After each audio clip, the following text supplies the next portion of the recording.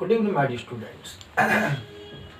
Today we are study about chapter of physics, work, power and energy. प्यारे बच्चों, आज हम लोग फिजिक्स के second last chapter work, power and energy के बारे में पढ़ें। Work, power and energy. इसमें हम लोगों की टॉपिक होगी वर्क। वर्क जिसका डिफाइन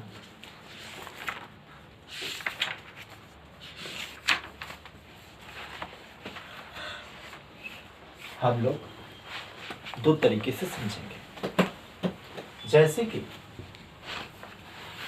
फिजिक्स में किसी भी टॉपिक की डिफाइन टू वे से दी जाती है, मैथमेटिकल एंड थ्योरेटिकल।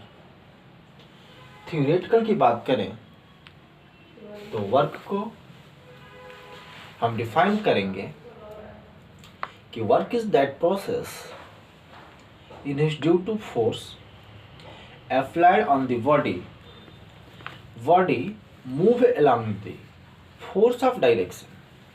यानी जब हम किसी बॉडी पे फोर्स अप्लाइड करते हैं तो वह बॉडी फोर्स के ही अलोंग मूवमेंट करने लगता है या अपने पोजीशन से डिस्प्लेस होने लगता है, तो उसे ही हम वर्क कहते हैं।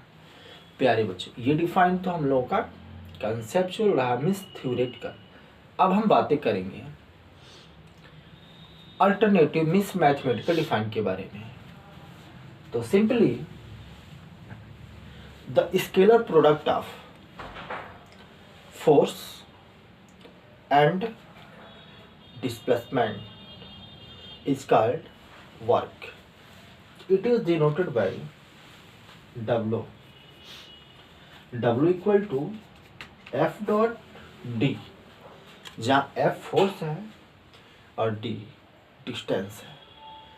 यहाँ पे हम देख रहे हैं कि ये दोनों क्वांटिटी वेक्टर क्वांटिटी है, तो इसका स्केलर प्रोडक्ट, जैसे ये डॉट है ना, डॉट स्केलर प्रोडक्ट को शो करता है। और अगर हम फार्मूले की बात करें तो ये एफ डी कॉस थीटा हो जाता है। ये क्यों हुआ? अगर हम इसके फार्मूला की बात करें तो suppose two vector quantity A and B are given, then its scalar product, in other word dot product, is also known as A B cos theta. So we can apply this formulas here. We get work equal to force distance cos theta, यानी W equal to F D cos theta। ये work का mathematical concept होता है।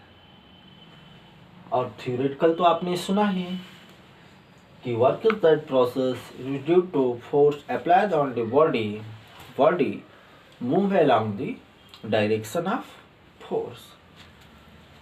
अब हम बातें करेंगे work equal to F D cos theta में उस केस के बारे में जो केस ये दिखाता है कि वर्क मैक्सिमम हुआ या मिनिमम हुआ या वर्क हुआ ही नहीं, मीन्स वर्क जीरो हुआ। तो चलो हम देखते हैं ये किस केस को वेरीफाई करता है। जैसे कि अगर केस फर्स्ट की बात करें तो हम देख रहे हैं एफ डी कॉस थीटा दिया हुआ है। थीटा एक एंगल है जिसके डिफरेंट वैल्यूज होते हैं।